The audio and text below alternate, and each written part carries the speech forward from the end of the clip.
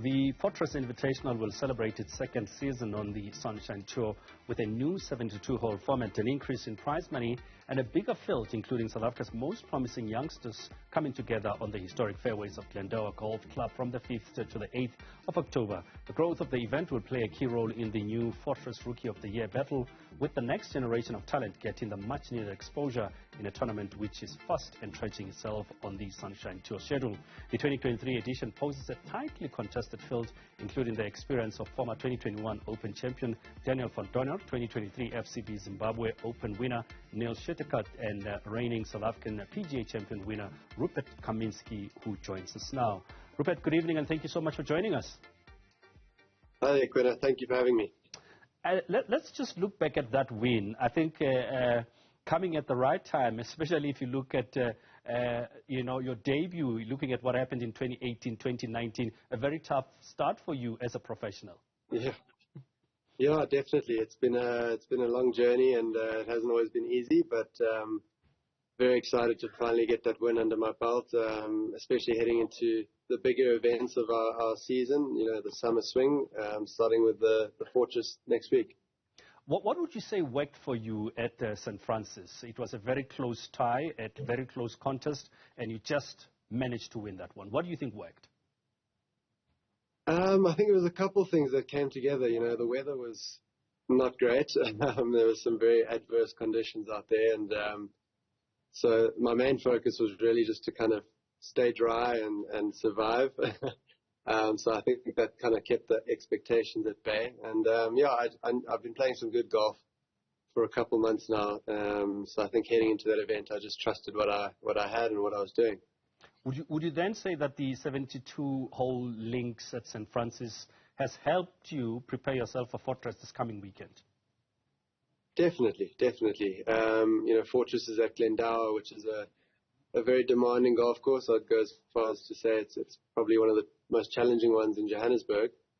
So to have won on a course last week that's also very demanding and can have some challenging elements, it definitely gives me the belief that I can compete next week, and I think it was the perfect preparation.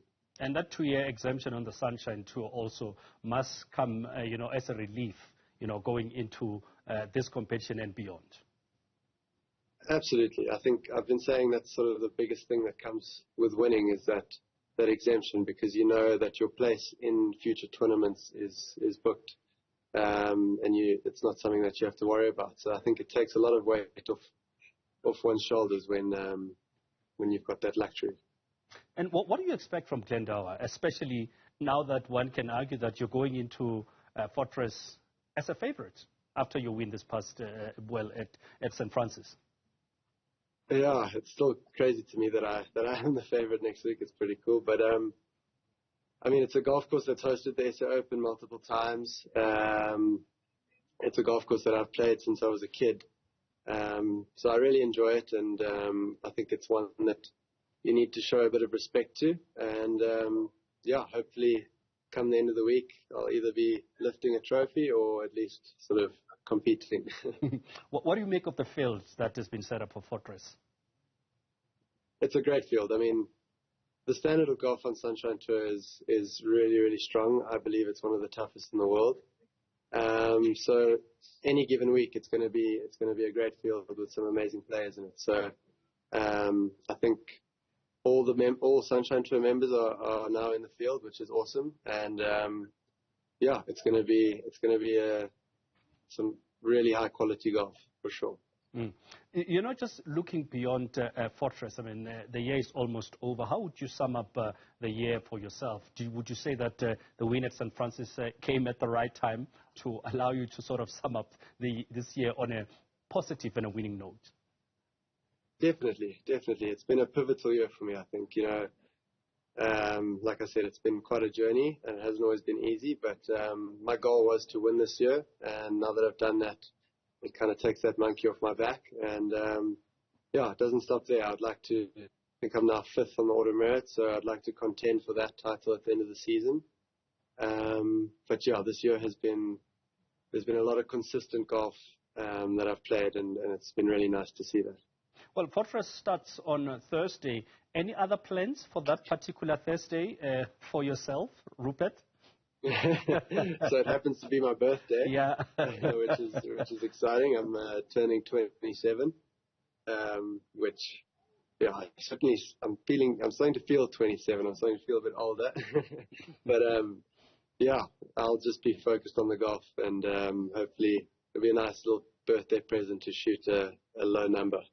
Yeah, and just finally, what would you say are your big plans? I mean, going forward, now that you've got your Sunshine Tour, I mean, winning also in St. Francis, where the tournament that has been won by some of the greats, the likes of Annie and Gary Player and many others. What would you say for now is your big plan? Where would you like to go? So the Sunshine Tour offers so many great opportunities with the co-sanctioned events with the DP World Tour that we can really rely on those events to move forward. And